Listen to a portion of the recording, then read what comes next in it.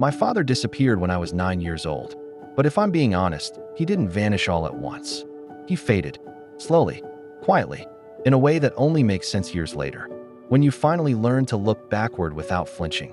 Back then, I didn't know how to read adults.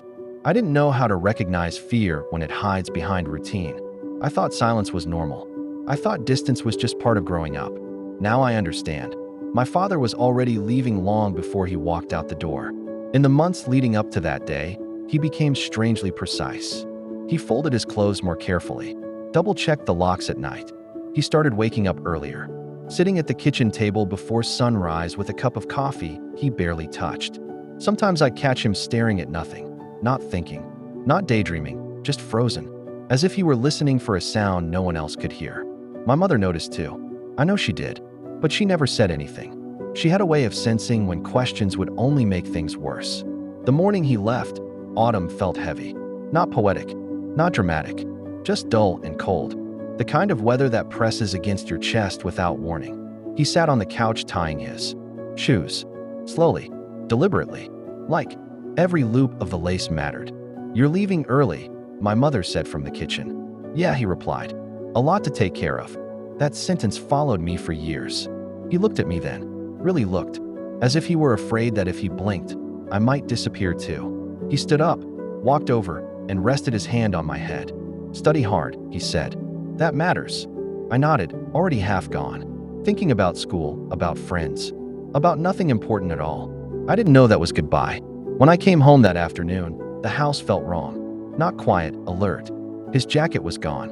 His shoes were gone. The small scratches he always made near the doorframe when he dropped. His keys were suddenly noticeable. My mother sat at the table, hands folded so tightly her knuckles were white. "Dad went away for work," she said. "He'll be back soon." Her voice didn't shake. That scared me more than if it had. At first, I waited like children wait, with certainty. Adults leave, but they come back. That's how the world works. A week passed, then another. I started listening for his footsteps at night. Started checking the hallway every time the door creaked. I imagined explanations for his absence. Business trips, emergencies, delays. Months passed. Waiting became quieter, less hopeful, more careful. The house began to change in ways I didn't fully understand at the time. We sold the car. My mother said we didn't need it anymore. Then the television. Then things disappeared from drawers and shelves, small things at first, things that didn't matter. She worked longer hours, sometimes 2 jobs, sometimes night shifts. She came home exhausted, smelling like cold air and metal and cheap coffee. At night, I pretended to sleep. I heard her crying in the kitchen, muffled, controlled, as if she were afraid of being overheard by the walls themselves. She never cried loudly. She never broke down in front of me. That restraint shaped me more than she ever knew.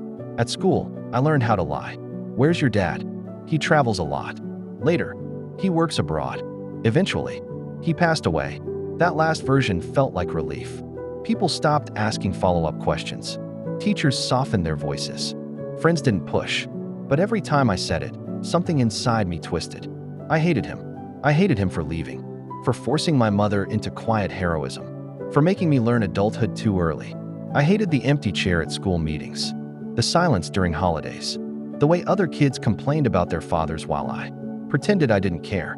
But my mother never let me speak badly about him. "You don't know the whole story," she would say.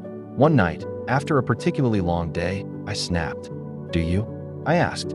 She didn't answer right away. She stared at the sink, hands submerged in water that had long gone cold. "I know enough," she said finally, "to choose kindness." At the time, that answer made me furious.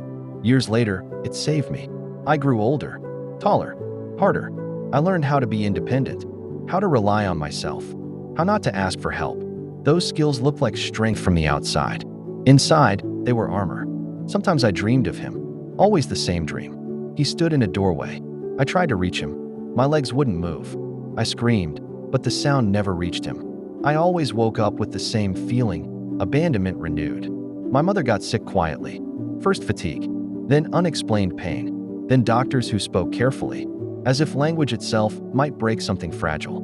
She tried to stay normal, cooked when she could, smiled when I visited, pretended the future was still negotiable.